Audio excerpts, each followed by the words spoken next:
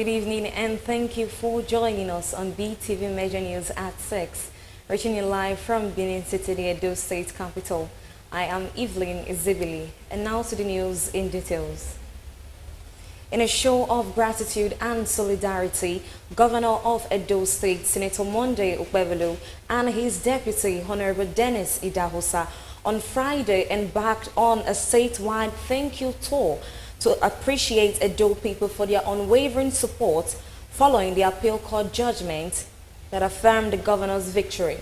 Our senior reporter, Best Orator, will bring details of the report.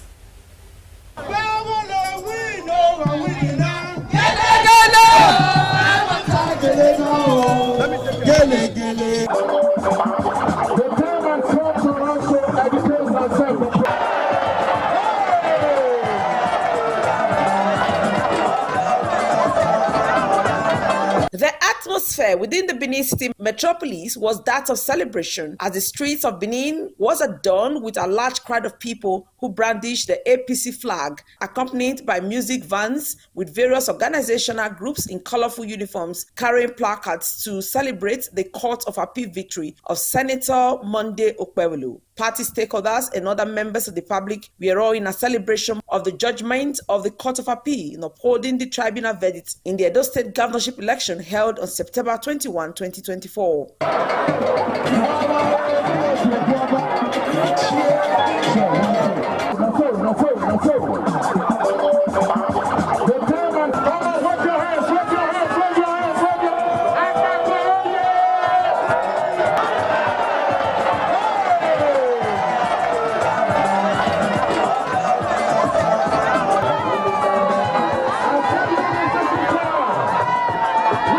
Of Edo State, Senator Monday Okpebholo described the court's ruling as a reaffirmation of the people's mandate and a victory for democracy. Addressing the jubilant crowd, the governor thanked Edo residents for their resilience, prayers, and steadfast support throughout the legal process. He said it is not just his victory, it is the victory of all Edo people. PC! Edo people, yeah! Edo people, yeah! They are making us to celebrate every day. We have celebrated the first one, second one. This is the third one. If they are not tired, we will celebrate the fourth one. And we will crown it up with 2027. It is a door day. 2027 is a door day. We want to thank Edo people. We want to thank Edo people for shining their eyes. According to Baba, he said, follow who no road. We have chosen to follow Asewaju. Now the man no road. That is why we are experiencing development in Edo State today. The Deputy Governor of Edo State, Right Honorable Dennis Idahosa, who also congratulated his principal, Senator Monday Okpebholo, equally extended appreciation to various stakeholders, including traditional rulers, the youth of Edo State, political associates, and the electorate, noting that the judgment marks a new chapter of focused governance and inclusive development for Edo State.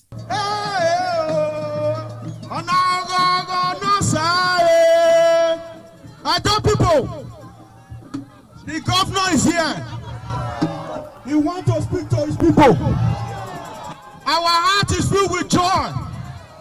Edo people, thank you. Governor Monday Okpebholo and his deputy, Right Honorable Dennis Idahosa's visit drew a large crowd at various stops, with supporters singing and celebrating what many called a long-awaited confirmation of the people's will.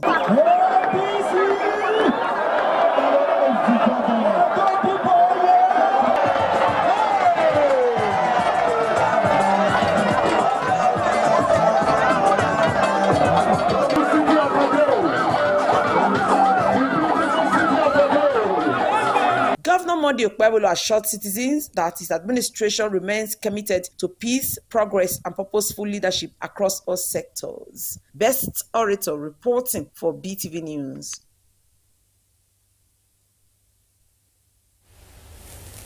Widespread jubilation erupted across Edo State following the appeal court verdicts in Abuja that upheld the election of Governor Okpebholo. The ruling, delivered on Thursday, was met with an pouring of excitement from supporters and residents who viewed the judgment as of their BeeTv News going the reports.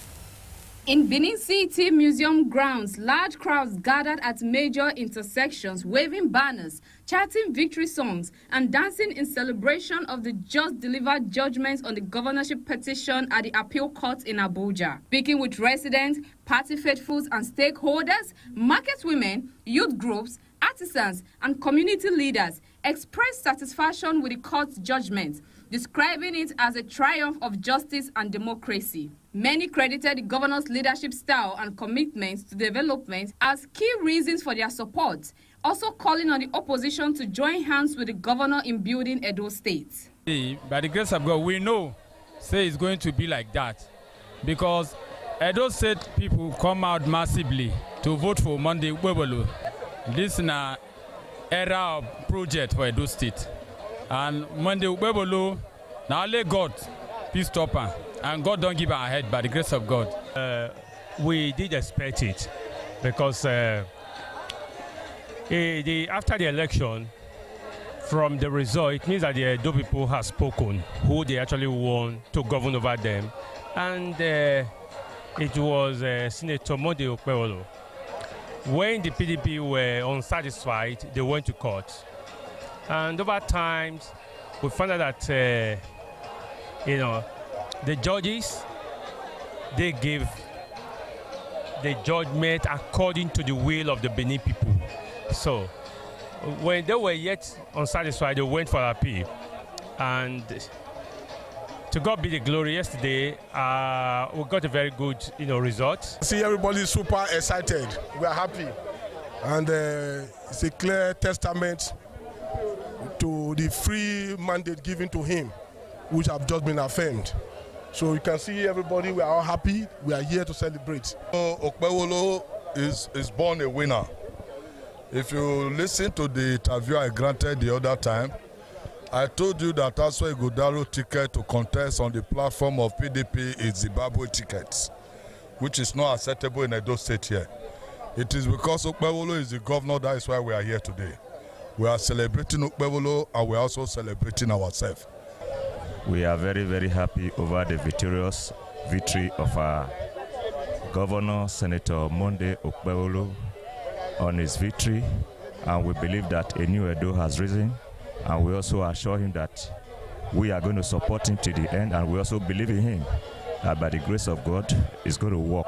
It's a great governor for this Edo State. We see hard work. Everything what they do. See, speak glory like they have never seen governor like Monday Okpebholo. It is not a human being that did it, it is God. You know, when God have assigned something, that this thing must surely come to pass. It must surely, even with all the pasha that our opponents are trying to play, but God give our governor victory, because our governor is a peaceful man, very kind, is a God-fearing man. On social media, messages of congratulations poured in with hashtags like hashtag Okpebholo victory, hashtag Edo decides, and hashtag justice served trending among users. The strong public reaction reflects the deep connection many residents feel to the governor's mandate and performance so far in office. Many citizens say they look forward to a renewed focus on governance, development projects, and inclusive leadership across Edo State. On the museum ground in Benin City, Edo State, where the Edo people and party faithfuls are gathered here to join in the celebration of the appeal declaration yesterday in Abuja, sustaining the election of Governor Senator Monday Okpebholo alongside his deputy, Right Honorable Dennis Idahosa. The Edo people are joyful and thanked the appeal court for upholding the ruling of the tribunal, because they voted for the governor and they love him and they hope to see him throughout his tenure as he works more in benefit of the Edo people. I am God's Gift Omone, reporting for BeeTv News.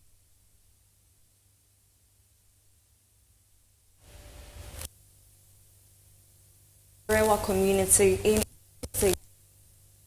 advisor to Governor Monday Okpebholo, Alhaji Danjuma Garba, has heartfelt congratulations to Governor Monday Okpebholo, his deputy, Right Honorable Dennis Idahosa, on their resounding victory at the Court of Appeal, which on Wednesday affirmed the decision of the Governor Tribunal that upheld the election victory of Senator Okpebholo.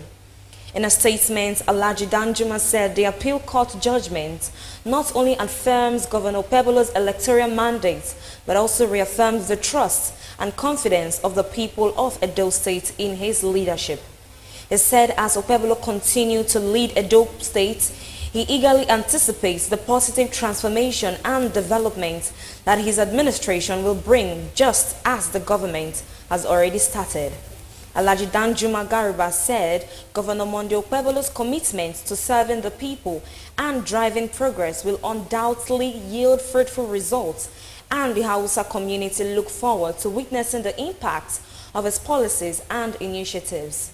The Edo State Arewa Community Chairman prayed that Okpebholo's leadership will continue to bring prosperity, peace, and growth to Edo State, assuring the governor of their solidarity and continuous support.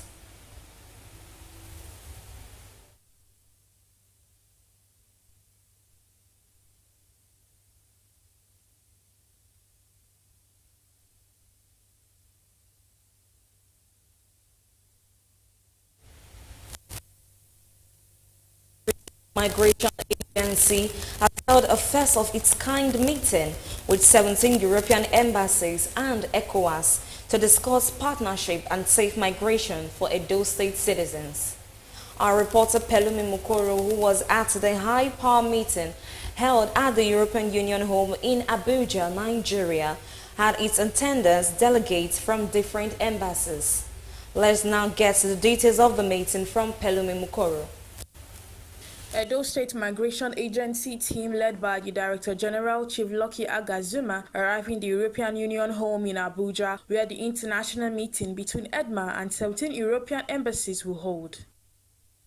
The meeting had representatives of the different European embassies such as Spain, France, Poland, Switzerland, Netherlands, Italy, amongst others, both present physically and others joined the meeting virtually. Also present was Canada and agencies like GIZ. The meeting commenced with representatives of European Union, EU Migration Liaison Officer Franklin Ungwendia, who welcomed everyone to the meeting, and the Deputy Head of Delegation, Sismos Vega, who stated the purpose of the meeting with EDMA and the role Edo State Migration Agency has played in canvassing for safe migration.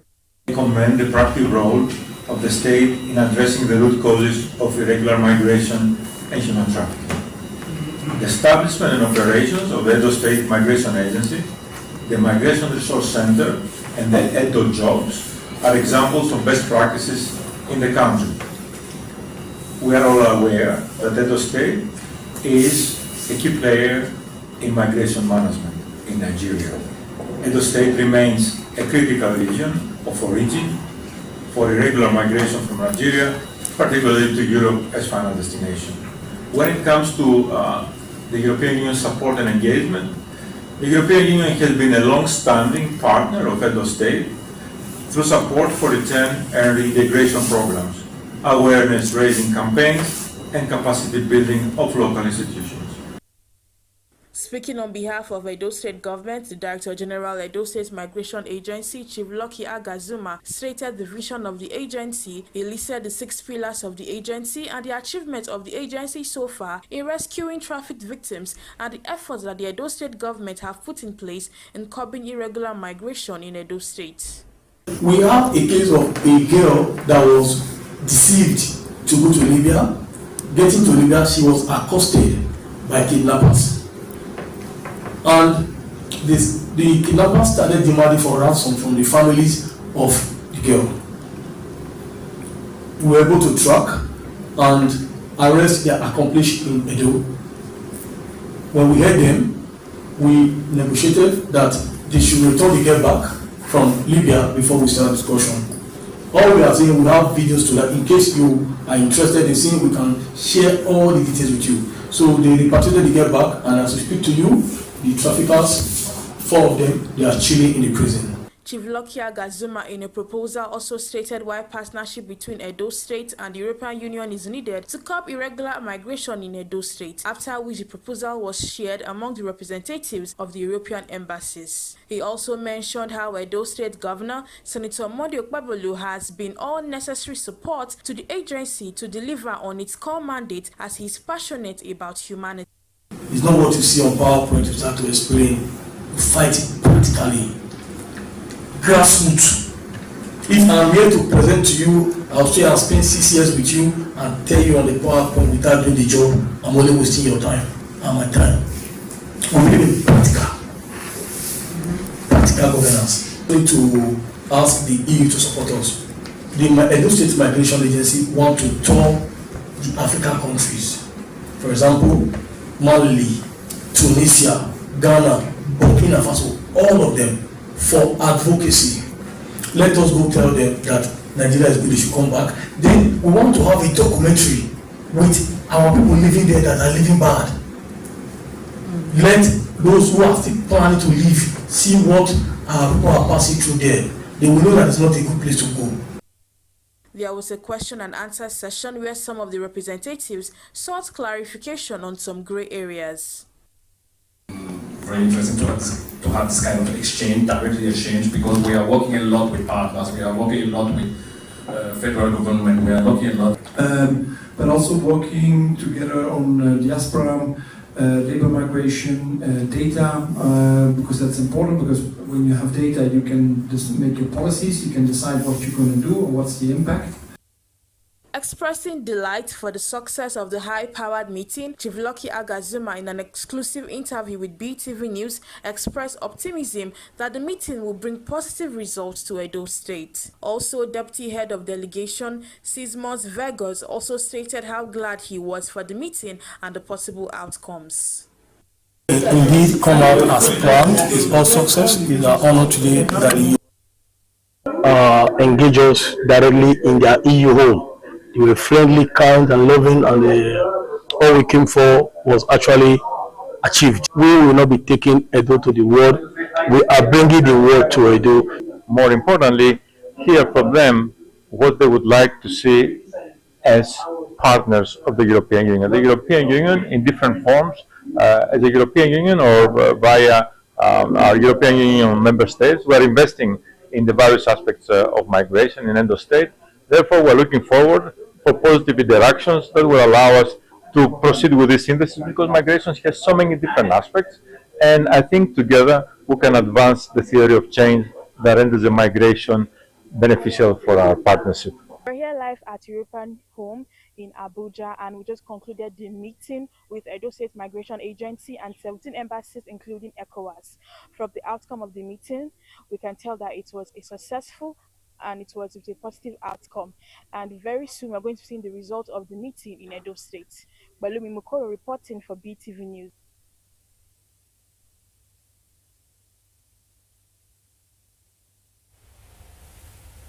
The People's Democratic Party, PDP, Edo State chapter strongly condemns the alleged reckless and baseless remarks made by Dr. Tony Aziegbemi, wherein he unjustly accused the Justice of the Court of Appeal of bias in the recent judgment of Edo governorship election.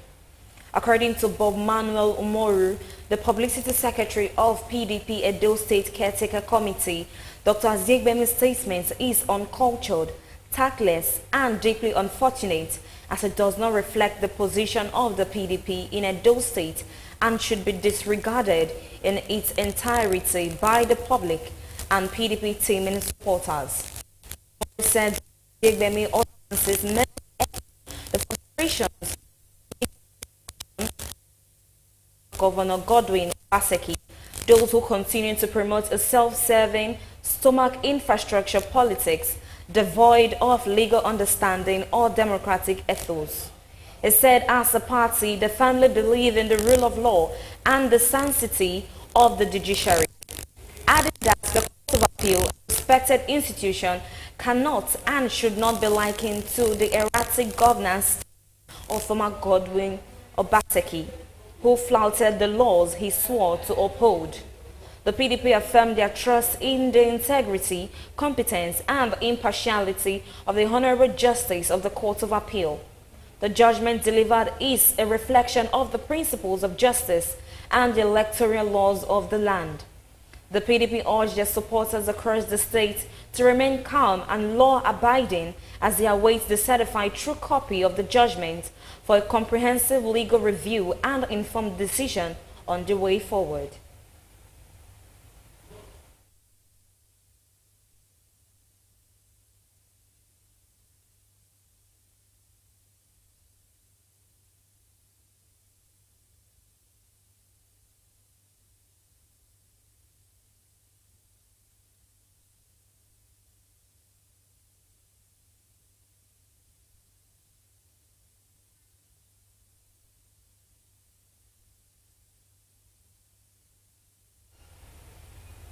Elders and indigenes of Okoromi community in Oredo local government area of Edo State have debunked the allegations in a viral video accusing the secretary of the Benin Traditional Council, Mr. Frank Erabo, of receiving proceeds of the sales of land from the suspended Ohen of Okoromi community.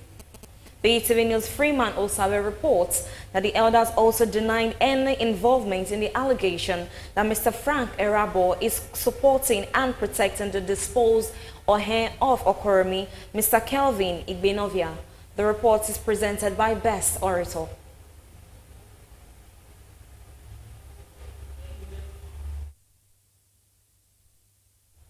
President Bola Tinubu has formally requested the National Assembly approval for a $21.5 billion external borrowing plan for 2025 to 2026, as well as a $2 billion foreign currency dominated bond program. In the 3 separate letters read during plenary by the President of the Senate Council, Godswill Akpabio, and Speaker of the House of Representatives, Abbas Tajudeen, the President outlined what he described as critical financial interventions aimed at stabilizing the economy, improving infrastructure, and addressing long-standing liabilities.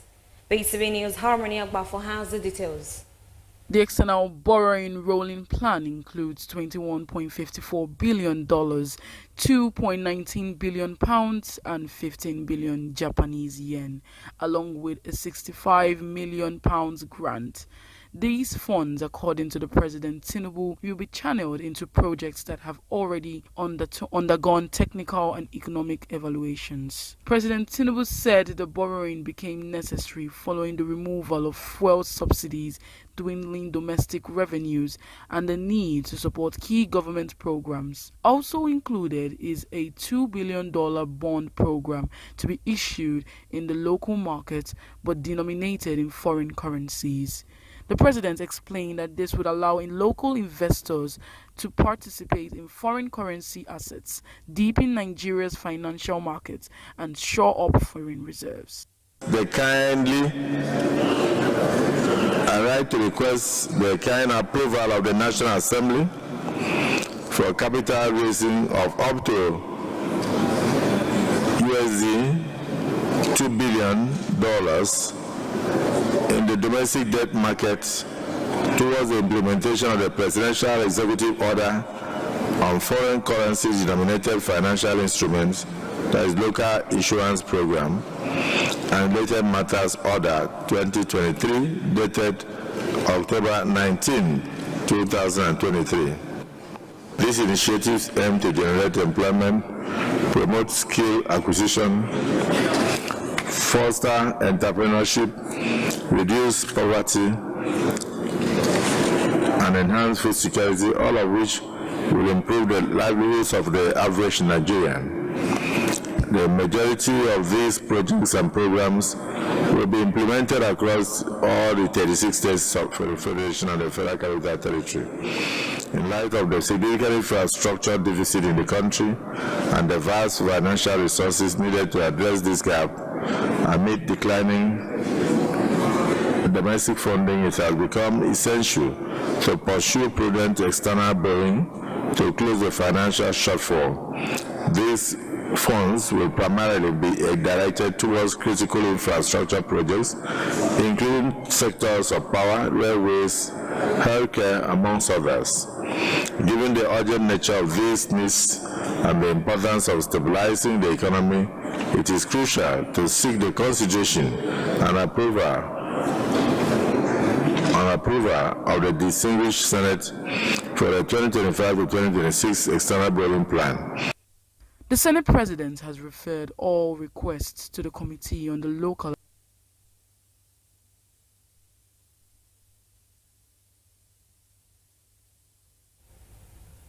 Governor Ayedatiwa inaugurates road in Ondo West. The event, which drew a large crowd of residents and dignitaries, as part of activities marking his first 100 days in office. The reports. It was a colorful and lively atmosphere in Ondo City as Governor Lucky Ayedatiwa began celebrations marking his first 100 days in office. The highlight was the official inauguration of the rehabilitation and overlay of the strategic Stadium Hospital Road. It is with profound joy that I'm here today. Speaking at the event, Governor Lucky Ayedatiwa described the project as a major step towards fulfilling his administration's commitment to people-centered governance through strategic infrastructure renewal. The governor emphasized that his administration will continue to prioritize projects with direct and measurable impact on the lives of residents. We are not just to commission the Hospital Road, Ondo City, but to celebrate 100 days of impactful governance, a period characterized by unwavering dedication to the well-being and progress of our people. This road is not just another road. It is a critical. Other speakers at the event, including the special advisor to the governor on infrastructure, commended the governor for keeping his promises within a short time frame. I wish to extend my gratitude to everyone who played a role to make this project possible. And also, I will also charge the contractor to quickly complete and deliver this project. You have started well, and at the gates of God you will end well. This is just 100 days in office, and as I understand, this is probably the first one you are commissioning. In the name of the Father, of the Son, and of the Holy Spirit. As Governor Lucky Ayedatiwa marks his 100 days in office, residents look forward to more people-focused projects aimed at transforming communities across the state. Osarogie Agwebo reporting for BeeTv News.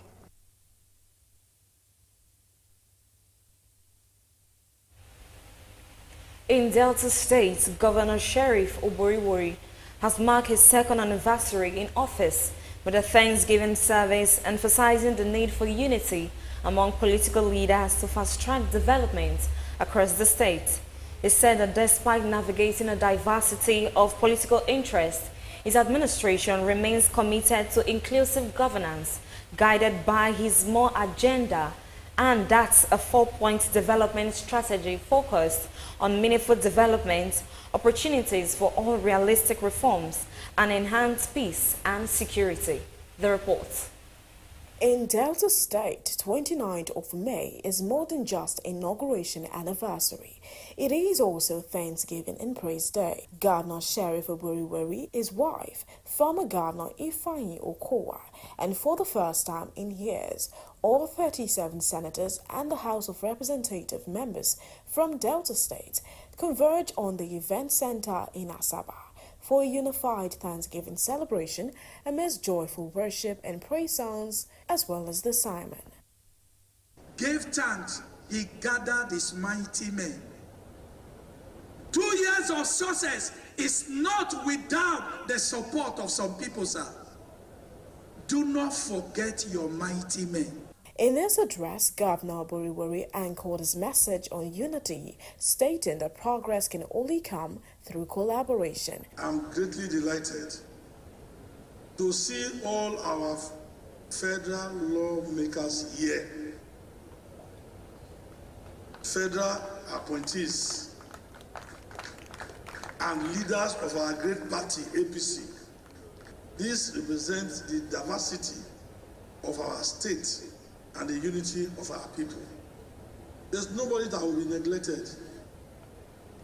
There's nobody. We will do our best.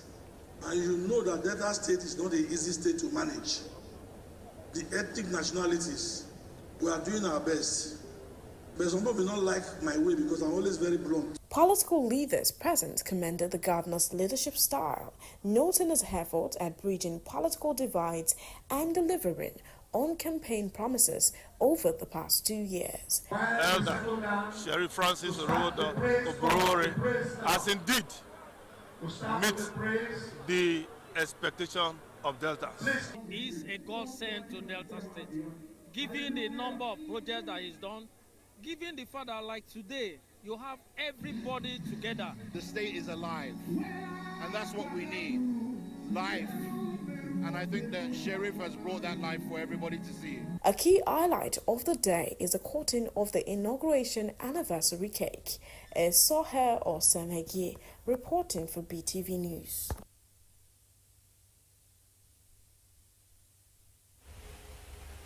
Petroleum retailers from the Port Harcourt Refining Company host community in Rivers State have raised concerns over the refinery shutdown for maintenance, dismissing claims that it's a temporary measure for repairs. They suspect an indefinite shutdown, sparking worries about potential disruption to petroleum product supply and other economic implications. The retailers are calling for governments to guarantee a steady crude oil supply to the refinery as a show of commitment to reviving it.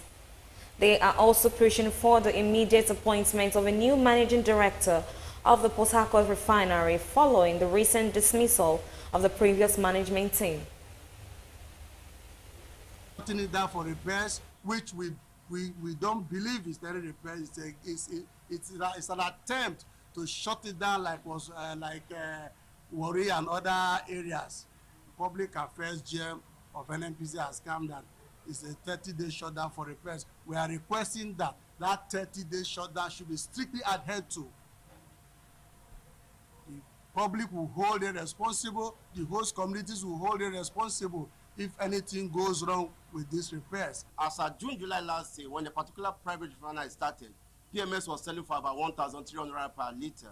Then as at October, November, when the old Port Harcourt refinery came up, it came down to about 800-900 naira. Nigerians should understand that this recent shutdown could be an orchestrated way to give monopoly to a particular private refinery. And if that happens, Nigerians will buy fuel close to 2,000 naira per liter.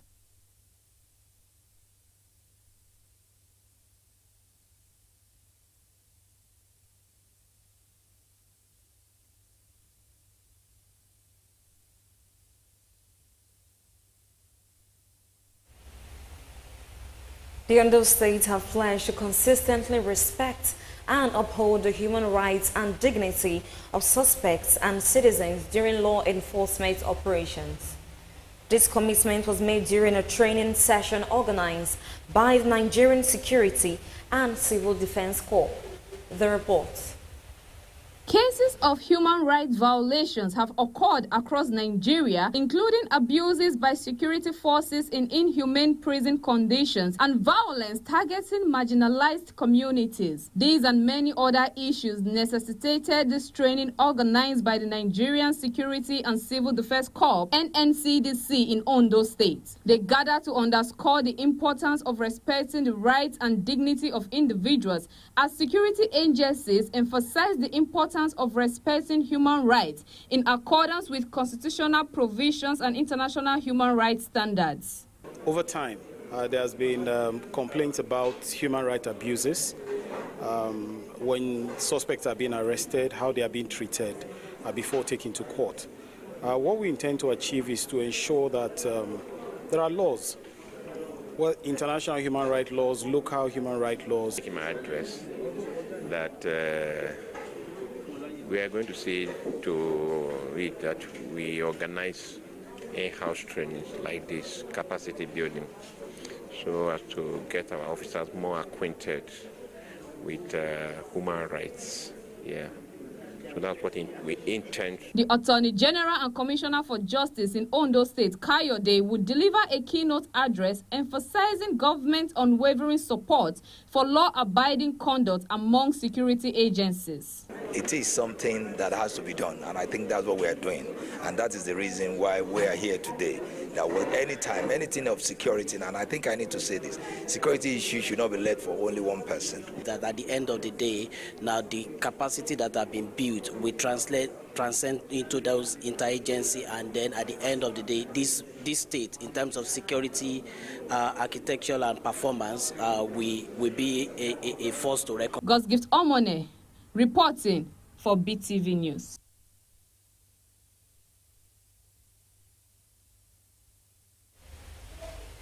The Coordinating Minister of Health and Social Welfare, Professor Ali Pate, says the Bola Tinubu administration is fully committed to strengthening Nigerians' health security by fostering cross-bar collaboration and improving access to essential health services, especially in undeserved communities. Speaking during a visit by the leadership of the Borders Communities Development Agency, that's the BCDA, to the ministry in Abuja, the minister emphasized the need to work together to close service gap in remote and border areas, citing that infectious diseases do not recognize borders and can easily spread across regions if not adequately addressed. Professor Pate highlighted that President Tinubu's health agenda through the Health Sector Renewal Investment Initiative prioritizes health, security, and equitable service delivery. He added that collaboration with BCDA and other agencies is vital to ensure that health interventions reach nomadic populations and those in hard-to-reach locations. The minister further commended the BCDA's initiative to align with the Health Ministry and saying that a united multi-sectoral approach is essential to safeguard Nigerians' population. It's a core pillar of the President's blueprint in health sector renewal investment initiative. Because in this day and age, pathogens, whether it's COVID, whether it's Mpox, now there is cholera in Eastern and Southern Africa. Protecting our borders from health perspective is key, and that's why Port Health, we've been on top of them to make sure that our border posts, our point of entries have the requisite. So we've decided that it's important to meet with you and to partner with you, especially with you and the Minister for Education, and so that you consider the border communities in terms of your citing of projects. The more data we have, the better the decisions. You and us can plan together where you need to put the next facility. Because now we have population data, we have distance data, we have road mappings and things like that. So there is a lot.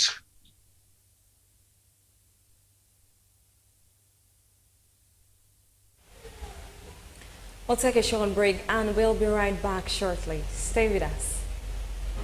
Congratulations to the workaholic president. I extend my warm congratulations to His Excellency President Bola Ahmed Tinubu on the occasion of his second year in office. Your renewed hope agenda continues to steer Nigeria towards progress and development. We in Edo State remain committed to partnering with the federal government to build a more prosperous and secure nation for all Nigerians. May your leadership continue to bring positive transformation to our beloved country. Signed, Senator Monday Okpewolo, Executive Governor of Edo State.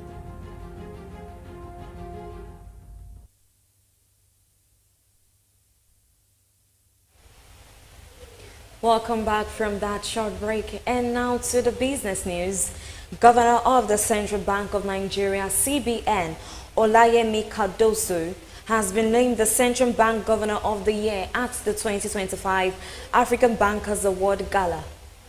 A statement from the CBN said the ceremony, which held in Abidjan, Cote d'Ivoire, brought together senior government officials, development finance leaders, and top executives from across Africa's banking industry. BeeTv News' Pelumi Mukori has details of this and more from the business world.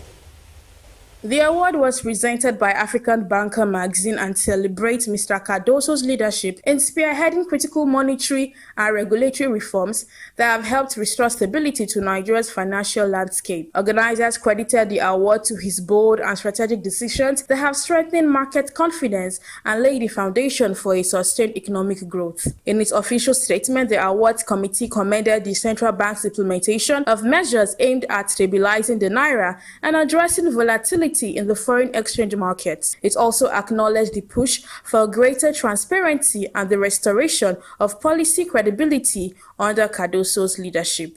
Chief Executive Officer, Seplat Energy PLC, Mr. Roger Brown, has said the company is transforming Nigeria's energy landscape and setting new standards for Africa indigenous operators. According to him, following its landmark acquisition of Mobile Producing Unlimited MPNU assets, Seplat Energy is poised to redefine Nigeria's gas future through a blend of integration, innovation, and unwavering commitment to inclusive national development. The Federal Ministry of Communications, Innovation and Digital Economy and Digital Bridge Institute (DBI) has set to create more jobs for the youth through the Talent City initiative. Speaking at the launch of the initiative in Lagos, the Communications, Innovation and Digital Economy Minister, Dr. Bosun Tijani, said this was in line with the administration's vision of creating millions of jobs for the youth. Tijani said this could be achieved if the initiative was supported, adding that the collaboration of the private sector was very essential.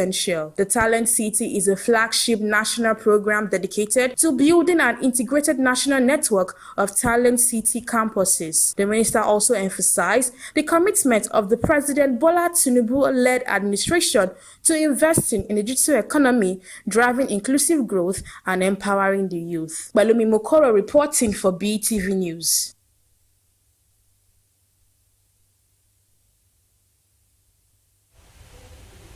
And now to the global news, where U.S. Treasury Secretary Scott Bessent has said that trade talks between the U.S. and China are currently a bit stalled, despite a recent temporary truce that saw both countries agree to reduce tariff.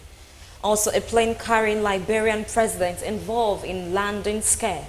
BeeTv News correspondent Harmony Agbafo has more on this and more from the foreign scenes. U.S. Treasury Secretary Scott Bessent has said that the trade talks between the U.S. and China are currently a bit stalled, despite a recent temporary truce that saw both countries agree to reduce tariffs. Under the deal, U.S. tariffs on Chinese goods were cut from 145% to 30%, while China's tariffs on U.S. goods dropped from 125% to 10%. Bessent emphasized the complexity of the negotiations, suggesting direct involvement from national leaders may be necessary. Former President Donald Trump's tariffs policy has faced legal challenges. With the court ruling, he exceeded his authority, although the ruling was temporarily suspended following a White House appeal. The situation cast uncertainty over U.S. trade policy, possibly deterring other countries from pursuing deals. Trade talks with Japan continue in Washington, and Bessent noted that while some trade agreements are close, others remain complicated. Flights at Liberia's main airport were temporarily disrupted on Thursday night after a private jet carrying President Joseph Boakai experienced a malfunction while landing. The plane returning from Nigeria suffered a burst tire and a landing gear issues, leading to a rough landing that caused panic and the cancellation of scheduled flights. President Boakai and his entourage were safely evacuated and an investigation is underway. The Liberia Airport Authority confirmed the incident but dismissed claims that poor runway conditions were to blame, stating the infrastructure meets international safety standards. Operations at Roberts International Airport have since resumed, though the presidency has not officially commented on the scare. A suspect linked to the murder of South African University student Olorato Mongale was killed in a shootout with police in Amanzimtoti after opening fire on officers. Mongale had gone missing after a date and her body was found hours later in Johannesburg. The suspect, found with multiple ID cards and mobile phones, was tracked down early Friday. His death has intensified national outrage over gender-based violence. Police are still searching for 2 other suspects and had briefly detained the deceased suspect's parents, his mother for allegedly warning him about police presence and his father for owning a car linked to the crime which contained traces of blood. Chinese students are increasingly facing visa rejections and heightened scrutiny in the US, especially under policies driven by President Donald Trump, who has revived aggressive measures targeting those with alleged ties to the Chinese Communist Party or sensitive research fields. Students like Xiao Chen, despite being accepted into US universities, are being denied visas without explanation, while others are turned away at borders or discouraged from applying altogether. Accusations of espionage and national security risk have cast a shadow over many, even though those in non-military fields. The situation has worsened US-China educational ties and left many young Chinese feeling uncertain and powerless. And that is all from the global scenes. Harmony Agbafor reporting for BeeTv News.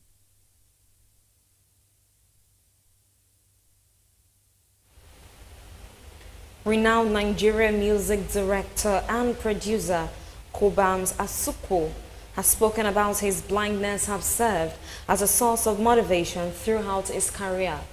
Let's join BeeTv News God Gift Somone for details and more from the entertainment world. In an interview with TV, Kobams shared that his disability made him work significantly harder than most. Due to societal stereotypes about blindness, he said the awareness of himself as a blind person made him work 5 times as hard, and that one of the things he realized is the stereotype around blind people, that they are incapable. Because of that, he worked hard to show that he is capable of so many things. Kobams, age 44, also emphasized the importance of self-awareness, encouraging others to acknowledge their reality and draw strength from it. He further noted that he is fully comfortable with the term blind and proud of what he has achieved despite his condition. The divorce proceedings between hip-hop stars Cardi B and Offset have taken a new turn as Offset has filed for spousal support from his estranged wife. According to legal documents obtained by TMCs, the former Migos rapper is seeking joint custody of their children, Culture, Wave, and their newborn daughter, and has requested financial support from Cardi B as part of the settlement. The documents also show that Offset has asked the court to ensure legal fees are fairly split between both parties. However, the exact amount of financial support being requested has not been disclosed.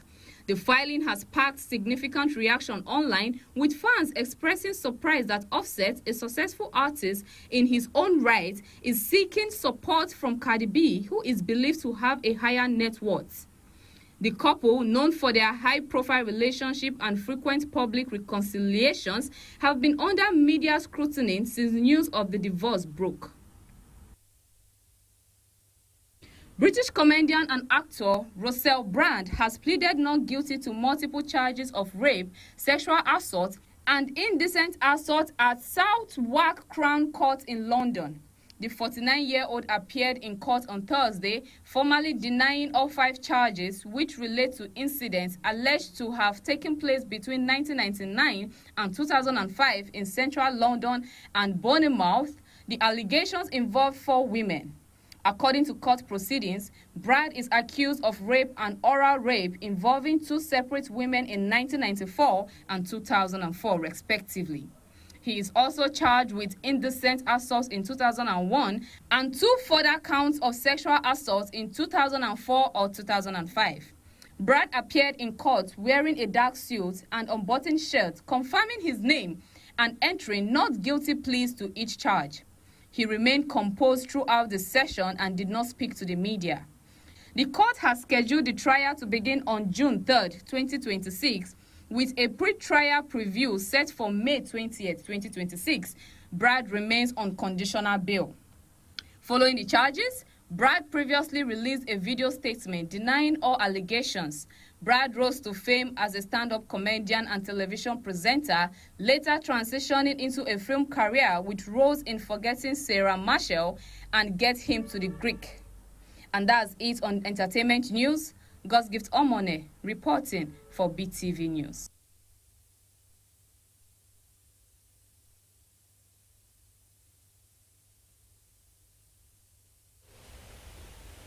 And that is the size of our news package for tonight. Many thanks for joining us on BeeTv Major News. I remain Evelyn Zibili. Thank you and have a good night.